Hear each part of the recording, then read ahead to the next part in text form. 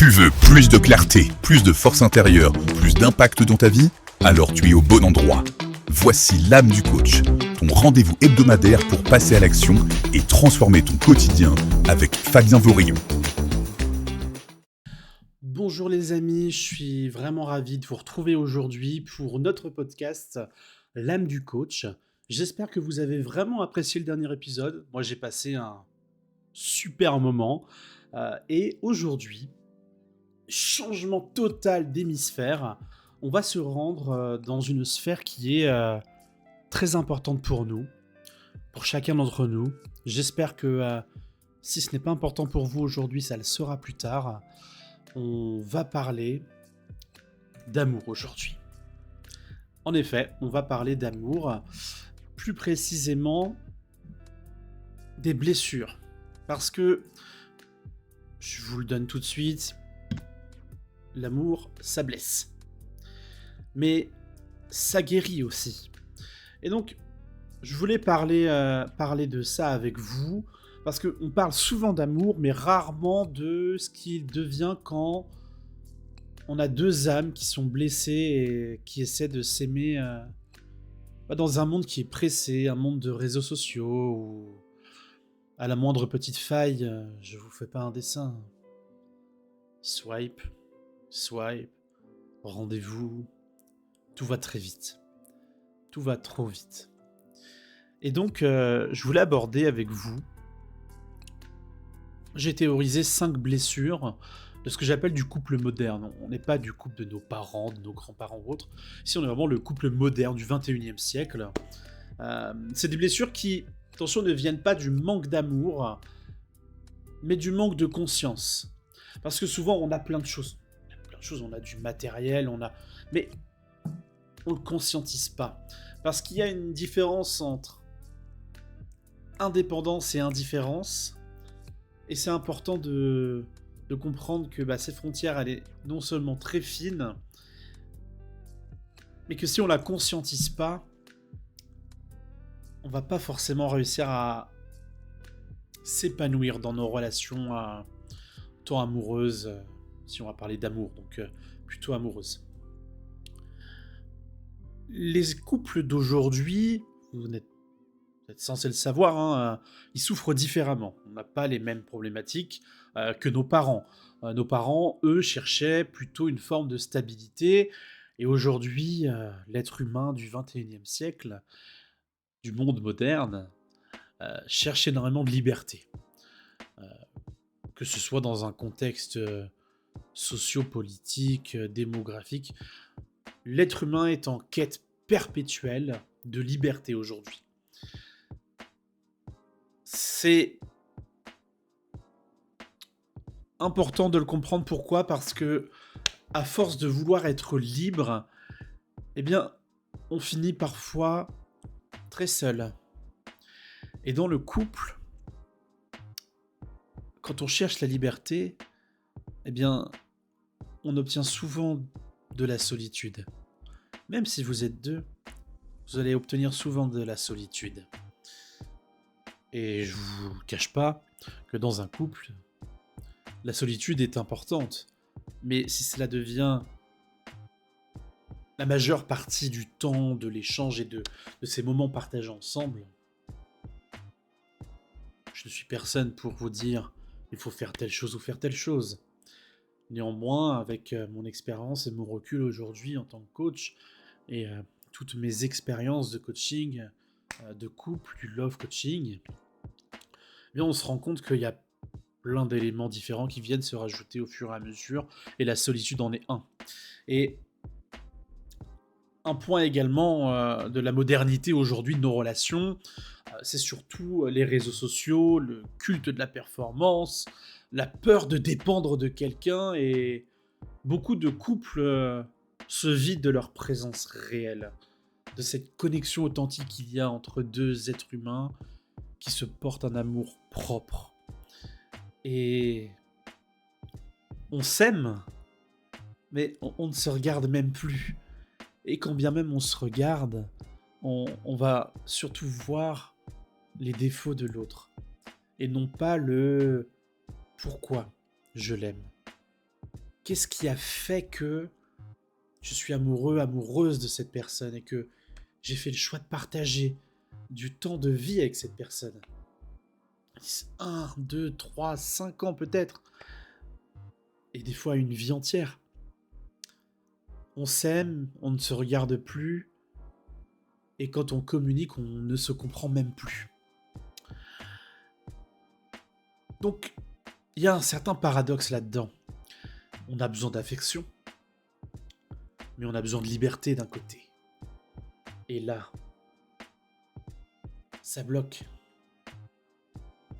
Ça bloque. Et donc, je vais vous parler de ces blessures du couple moderne.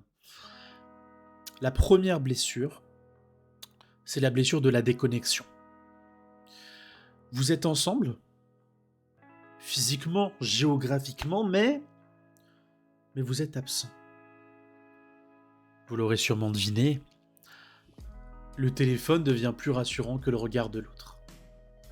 Et souvent même, si je sors un peu du sujet du couple, le téléphone et le regard de cette bulle sociale est même des fois plus importante que votre propre regard que vous portez sur vous-même. Et là, c'est dangereux. On ne partage plus le moment, on le capture. Je me souviens d'un concert de Louise Attaque. Vous devez sûrement connaître Louise Attaque. Eh bien, une magnifique soirée. Un groupe qui a bercé mon enfance.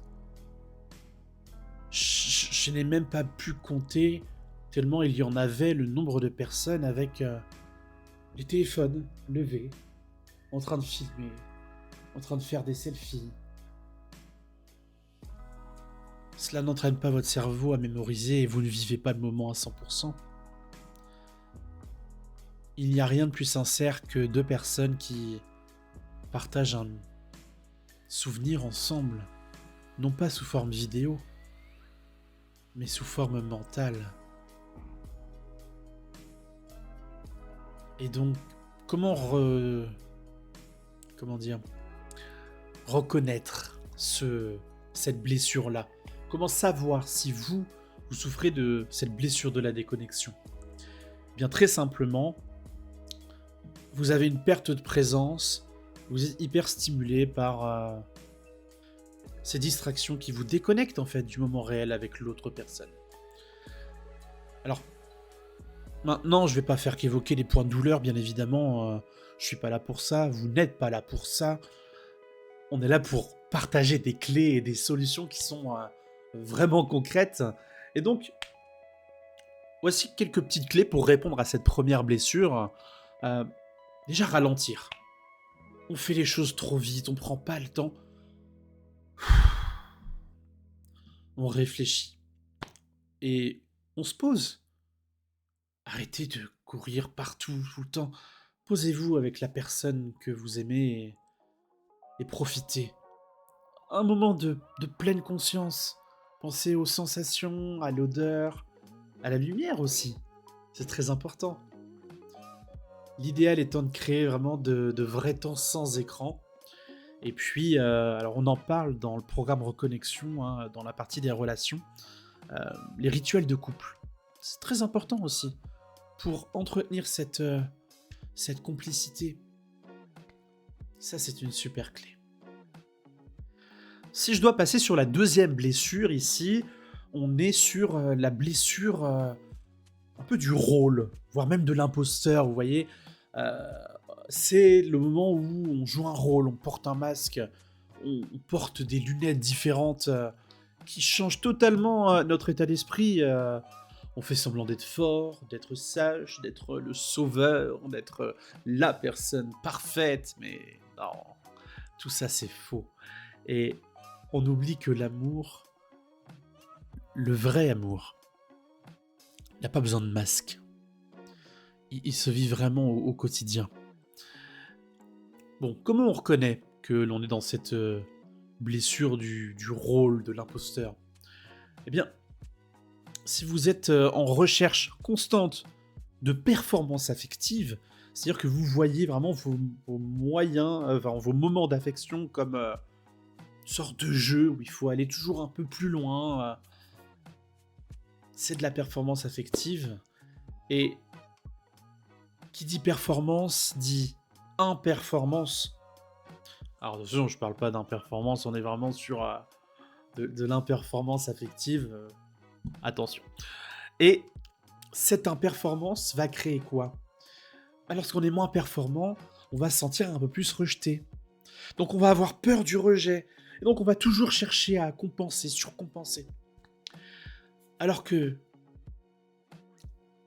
la clé pour ça, c'est prendre conscience de sa vulnérabilité. C'est être capable de dire à l'autre je ne vais pas bien et j'ai peur. C'est ça le courage. Et c'est ça l'amour. Le vrai amour. La troisième blessure. Alors là, on est quand même sur un sujet qui est assez gros. Eh bien, la blessure de l'indépendance toxique. Parce que oui, derrière l'amour, il peut se cacher aussi une indépendance toxique. Je n'ai besoin de personne.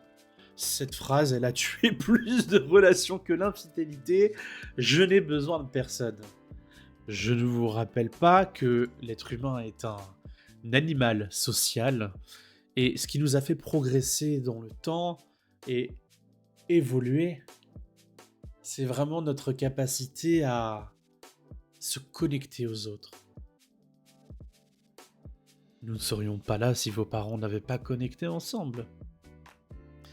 Et donc, on ne laisse plus de place à l'autre et notre besoin de liberté, pour en revenir à ça, atteint un tel point qu'il en devient toxique. Et ici, on va rentrer dans de l'individualisme, de l'hyper-contrôle, de la distance émotionnelle. On en vient à oublier ce que l'on ressent. Rendez-vous compte, on oublie ce que l'on ressent. C'est ce qui nous distingue de la majorité des animaux, c'est notre capacité de ressentir des choses, de les exprimer, de mettre des mots dessus. C'est complexe. Et cette blessure ici de l'indépendance toxique, elle balaye du revers de la main tout ce que je viens de vous détailler. Bon, quelle est la clé alors maintenant? Bien, Fabien, non, t'es bien gentil, là tu nous plombes le moral, donne-nous la clé. Eh bien, la clé, c'est retrouver une codépendance, mais de manière saine.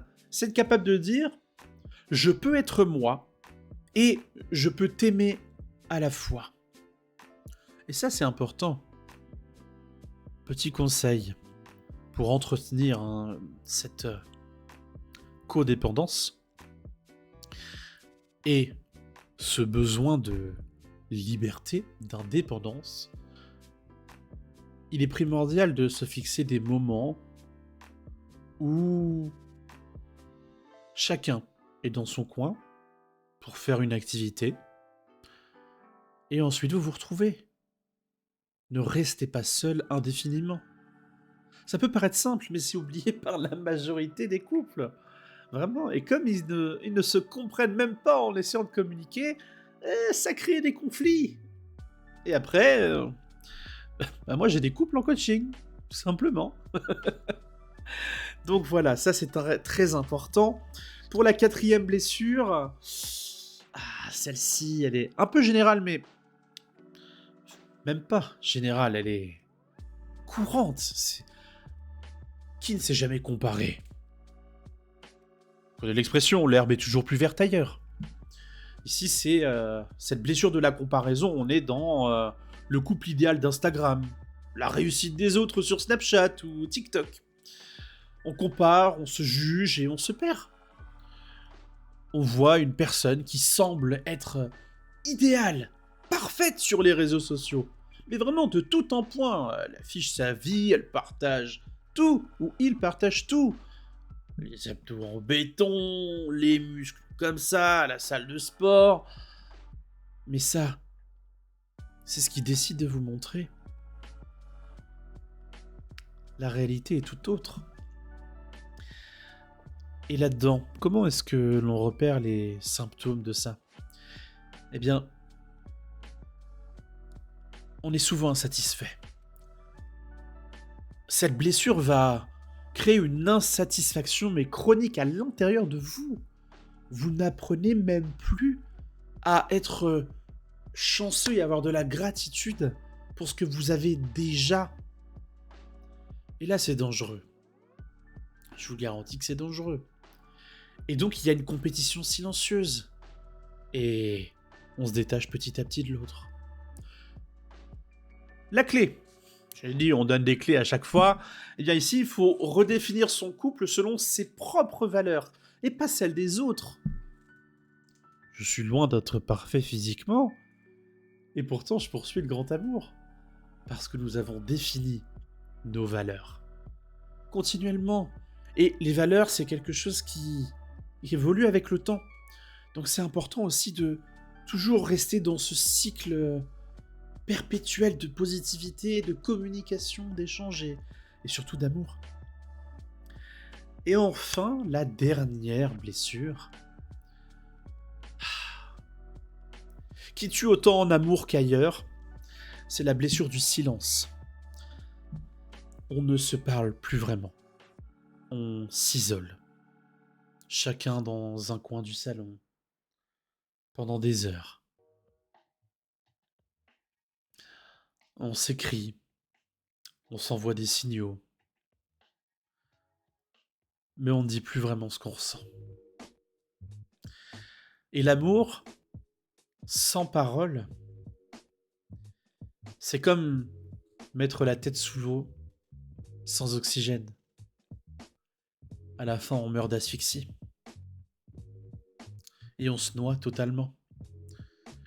Vous savez, dans le couple, je vais déjà vous donner les symptômes, je garde mon idée. Le symptôme, c'est qu'on évite les conflits, qui sont des fois positifs pour communiquer et grandir. Arrêtez de fuir les conflits, s'il vous plaît. Et par contre, on refoule ses émotions. Mesdames, messieurs, vous avez le droit de pleurer, de rire, de crier de joie. Vous avez le droit d'être en colère. Si vous ressentez ces émotions, c'est qu'elles sont humaines. Apprenez à les accepter et non pas à les rejeter. Sinon, elles reviendront. Mais beaucoup plus puissantes qu'avant. Et donc, la clé à ça, c'est pour aller casser cette blessure du silence, c'est instaurer des espaces d'échange sincères. Alors, je vous dis pas d'être la relation du manager avec le salarié. Il est le 28, on se fait un point pour une durée d'1 heure. Attention, on n'est pas du tout là-dedans. Ok, donc, petit problème de caméra. C'est les aléas du direct. Et donc, je vous disais que la peur du silence, ça va vraiment faire des dégâts. Vraiment. Et donc, instaurer les moments d'échange sincères. Attention, pas pour avoir raison, mais pour rester connecté. Connecté à la personne que vous aimez, à qui vous tenez, et avec qui, je l'espère, vous passerez le reste de votre vie. Ça, c'est important. Et donc, je voulais vous donner une notion qui, quand je l'ai compris, ça a tout changé. Tout changé. Vous la connaissez peut-être, et je vous le souhaite, et si c'est le cas, on travaille aussi en coaching. Un couple de 2 personnes, c'est en réalité 3 personnes. Pourquoi 3 ? Toi, moi et nous. 3 personnes. Et donc, il faut travailler le nous. Et c'est important que moi, que toi, on travaille ensemble ce nous. Par la communication, les moments partagés, et tout ce que l'on a évoqué depuis le début de ce podcast. Donc vous voyez, les couples modernes, il manque pas d'amour, il manque de conscience. De prendre conscience de tous ces défis, ces nouveaux défis de l'amour. Et donc, ce n'est pas la passion qui disparaît, c'est la présence sincère et réelle dans vos interactions amoureuses. Si tu veux qu'un couple dure, il faut réapprendre à aimer sans fuir ses émotions, sans fuir le regard de l'autre, sans s'enfermer dans cette sphère sociale du couple idéal et si moi j'ai pas ça, il m'aime pas. D'ailleurs, petite question pour vous pour clôturer ce podcast. Quelles sont vos règles en amour? Les règles en amour. Oui, quelles sont vos règles en amour? À partir de quand vous pouvez dire que, oui ou non, la personne, elle vous aime? Quelles sont vos règles en amour?